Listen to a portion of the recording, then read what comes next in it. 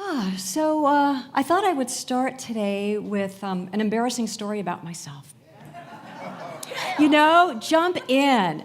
I find such catharsis with sharing my past with you and how I've walked through life and what I am today. So I thought, let's start with one of those old stories that I really am embarrassed about. So here we go. So when I was 16 years old and got my driver's license, my sister, I got her car. I inherited her Fiat, which we called Fix It Again Tony. And I will tell you, it lived up to its name. It was always in the shop, but I loved that little car, and I drove it for quite a long time. And when I was in my early 20s, I received an inheritance because my grandma had passed away. And I thought, it's time for me to get rid of Fix It Again Tony because I'm ready for something new. I wanted a brand new car because I'd never had one before.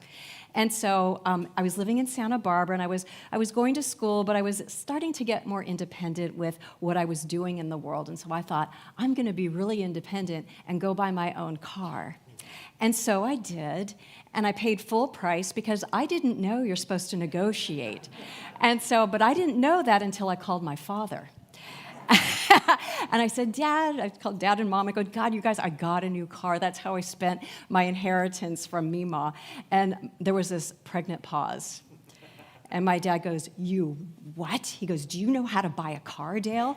And I said, yeah, you just go, you look at it, you see if it meets your standards, and you pay money for it. And he blew his top off at me. He just reamed me. He was yelling at me. He had a way, I will tell you. That man, when his anger went, it was before we had like the Apple phones and all that, well before that, so I couldn't really see him, but my mind's eye knew exactly the shade of red he was turning when he was yelling at me.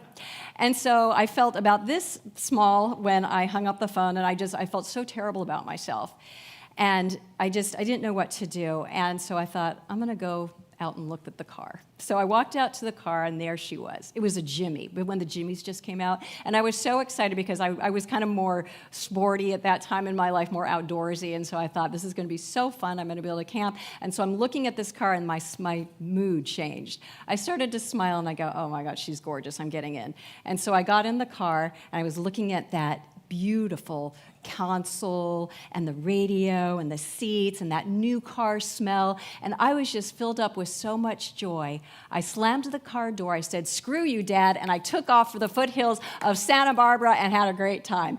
And yes, I learned my lesson. I learned my lesson because there were so many from my dad, and that was one, and I never bought another new car without his help in the future. So that was that. So that's my story. So I'm talking today about newness, that feeling of newness that stirs us up, that is exciting, that is bringing us that enthusiasm, that opens up this channel of excitement for us. And so my first quote is this by Thomas Merton. He says this, there is in us an instinct for newness, for renewal, for a liberation of creative power. We seek to awaken in ourselves a force which really changes our lives from within. And as you know, we're all about change from within at this center. And I do believe that within us, there is such a strong yearning for newness. This dress is new, by the way, because I had a strong yearning for newness today. I love new. Yep. I just think newness wakes our soul up. And we're in August right now. Well, no, we're not in August. August is like, to me, it's like the doldrums. And especially living in the desert, it's like you've had enough of the heat. You're just done. And I know a lot of people I speak with, I'm not talking about for everybody, of course, but I know there's sort of a boredom that starts to set in at the end of summer. And it's a time to kind of start to say, I need something new in my life. I need something to wake me up. I need something to stir my soul. And so my call to you today and what I'm going to be talking about is tuning into what newness is for you and what newness brings into your life. Because I know when we go and have newness like a new car, a new relationship, new shoes, a new dress, a new home, a new career, there is just something really invigorating about it. And I believe that September is a great time to start leaning into new energy for yourself. The other day I have some of my days are real habitual. It's like I drive there, there, and then home. And I was really feeling the routine of it all. And I was going, my God, drive here, drive there. I am so bored of this. And I was like, I need something new in my life. And the only thing I did was I love apps. Does anybody here like phone apps and the different things you can learn? I love it. And I've always wanted to learn French. And so I got like this advertisement for an app that teaches you a foreign language. And so I just started doing this app, and it's bringing newness into my life. See how little it can be? But it's bringing newness into my life, and I'm excited because every day you do like 10 minutes, and it's all positive reinforcement, and it's really, really fun because it's stretching my mind, and it's exciting me because I'm learning something new. So newness is something, it doesn't have to be grandiose. It can be just a little something new in your life. And so today, newness, to see it, to be in it, and to know it's really a call of the soul.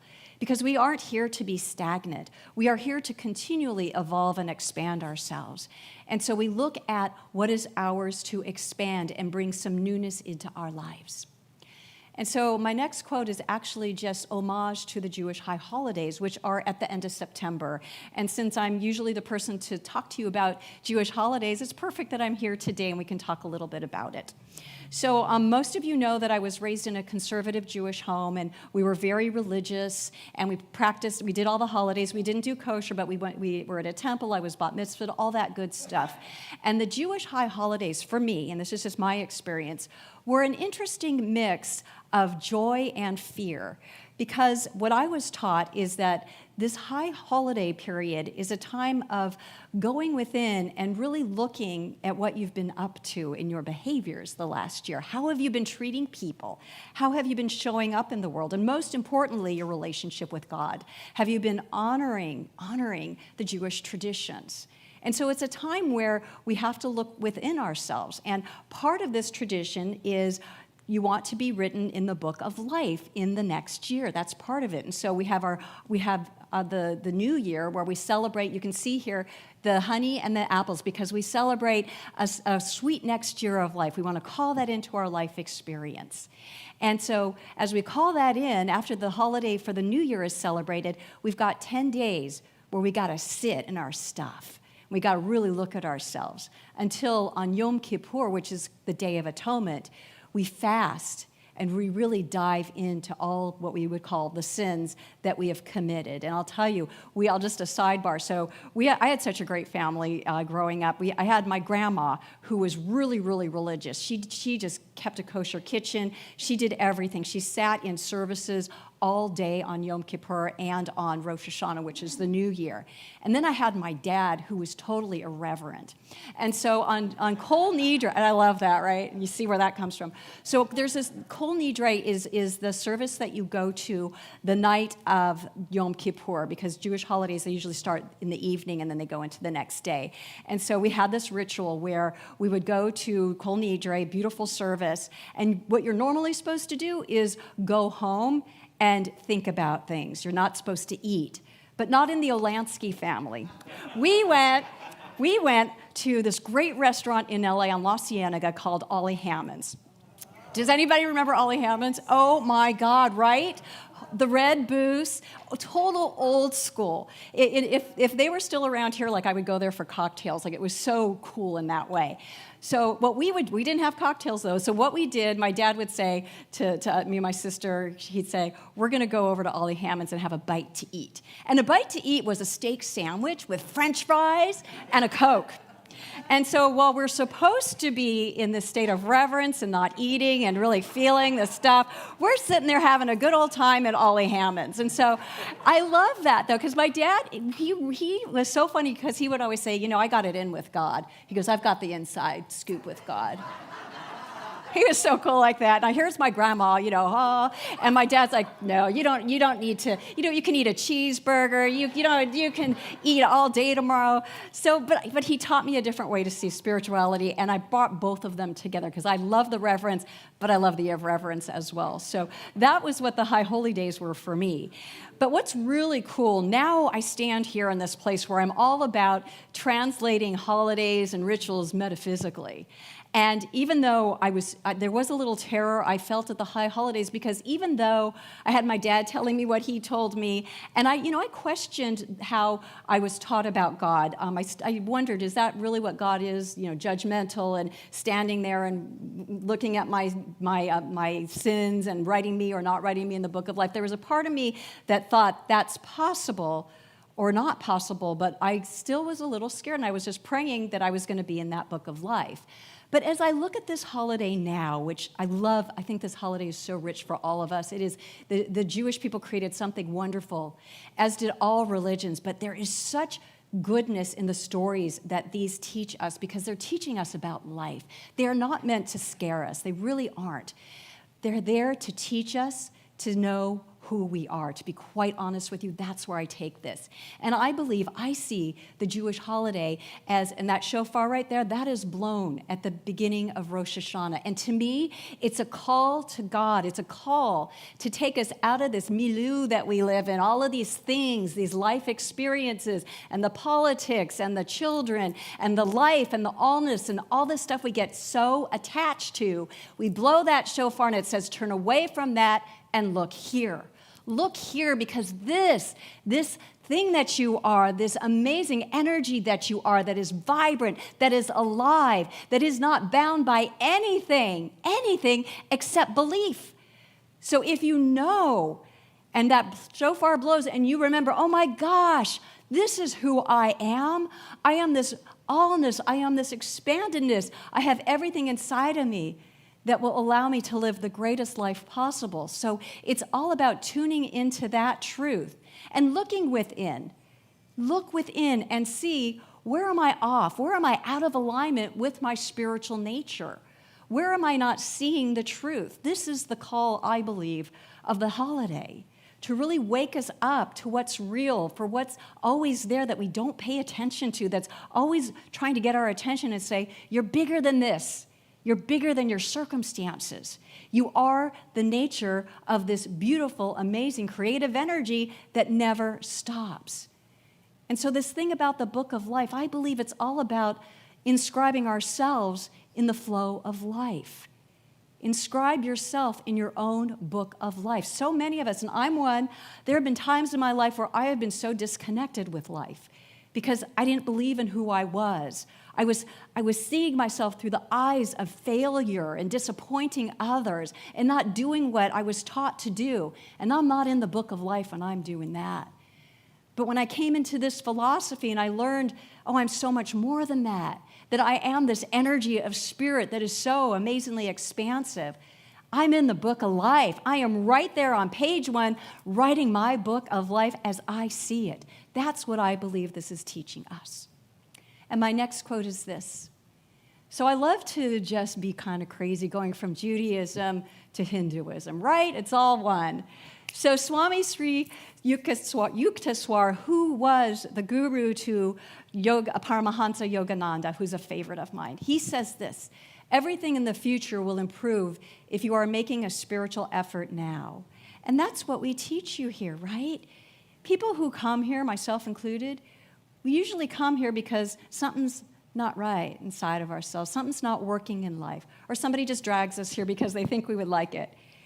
But it means that there's something we want to improve in our life. And what we teach here is going to your spirituality to make your improvements. And this quote really says it all, that we will improve our future by making the spiritual effort now, which is just what these Jewish holidays are about. Make the spiritual effort. Turn within and find that godness that you are. That's how you improve your life.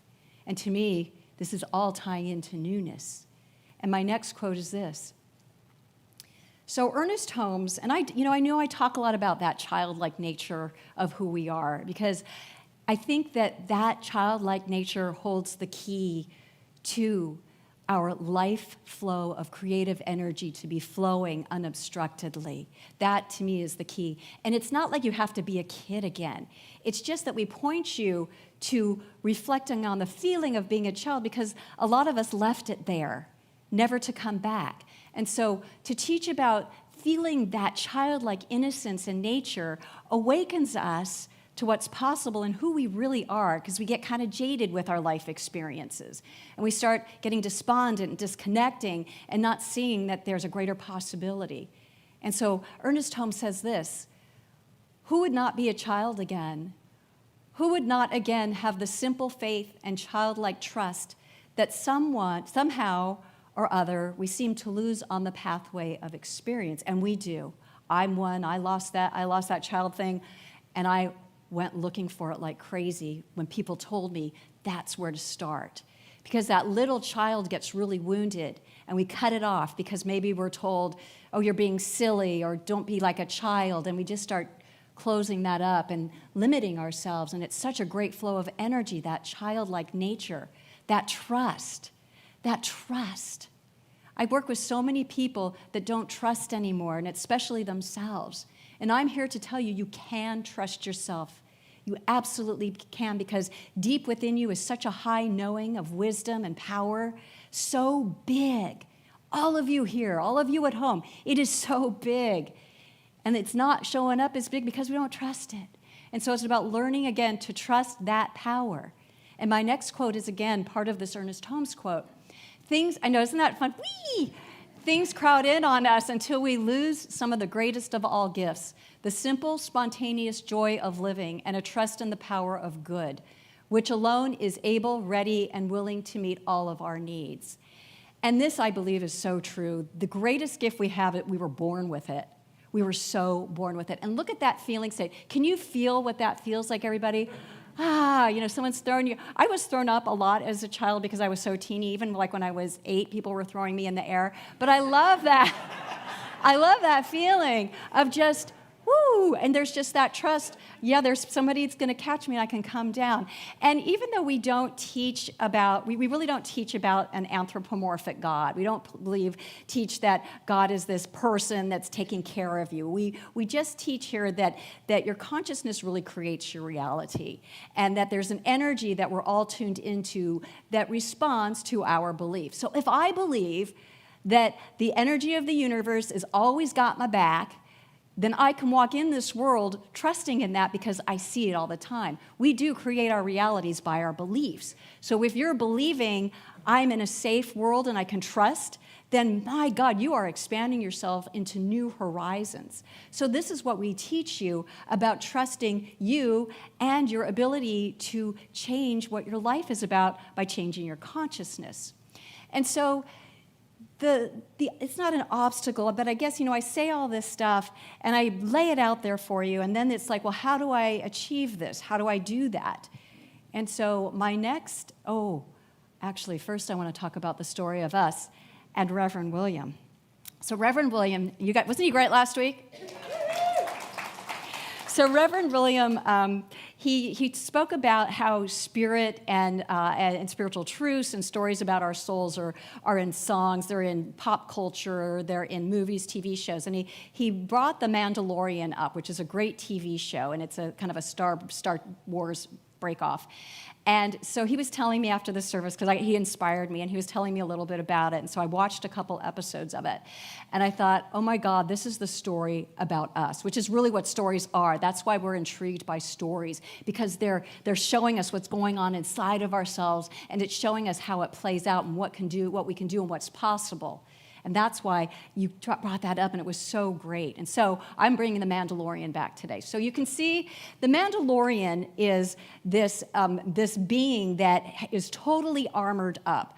He's a bounty hunter, and he's just all about doing his job and his business, right? He gets a call, you need to go kill this person or get that and bring it and you'll get paid. That's kind of it. No nonsense, no emotion, that's it, right?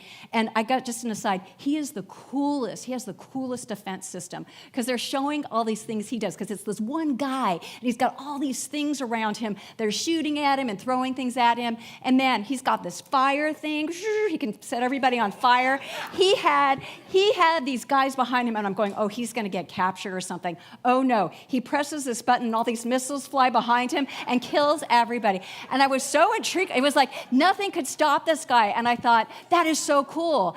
But then I had to remember, I started looking at it metaphysically, and I thought, that makes me feel good on the inside because it makes me realize that no one can harm me. There's a possibility where I can have a consciousness of the Mandalorian where nothing can harm me. But that's not why I talk about the Mandalorian today.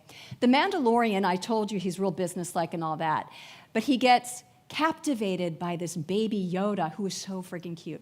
But he gets captivated by baby Yoda. He gets emotionally attached. And he's not supposed to do that. He's all about business. But he was fixated and couldn't stop thinking about this baby Yoda because that was his mission. He was to get the baby Yoda to this other party. That was it. And he did it, but he couldn't stop thinking about baby Yoda. And he ended up, well, I'm not going to tell you the story, but it got ugly. And he had to take matters into his own hands. But baby Yoda to me was so inspiring for the Mandalorian because he was walled up from life. And baby Yoda is that childlike nature. I mean, look at this. He was so wanting, deep within himself, so wanting to bring that newness back to life. And that's what baby Yoda symbolized for him. And he had to care for this baby Yoda because it was caring for a part of himself that had long gone. And so I think this is a story about us. You know, we go through life, we armor up, we're impenetrable, but look what we're keeping out of our life, the baby Yoda. We're keeping that young newness that is creative, that newness that brings life to a place where there's an open channel for the flow of life to be joyful, for the enthusiasm to build from deep within ourselves. That's where it lies. And we all might have different visions of baby Yoda and what that means to us. Whatever it means to you, there's something that you're inspired by, that you're captivated by, that's got your attention because it's telling you there's something new and beautiful that you need to open up to, just like the Mandalorian opened up to baby Yoda. And my next quote is this. So how do we do this, right? I lay all this out, it sounds great, but it's like, what do we do? How do we get moving on this? So I put a little to-do list together, and I don't normally do this kind of stuff where the actual word, the first letter of the word means something, so I leave this for you, and if you want me to send it to you by email, I can. So this is how do we remove that armor? Because it's been with us for a while, and it feels unsafe when we take it off, or the idea of taking it off, right? I totally get that. We can't just take it all off and be free. We've been living with that armor. It's imprinted on our skin and on our minds. But we can take steps to remove it. And here are my simple steps. So R, remember who you are, right? We talked about this at the top of service. When you remember who you are, you're fearless. You know that you are this energy, this aliveness, and you're safe, and you're good, and you're expansive. Remember that.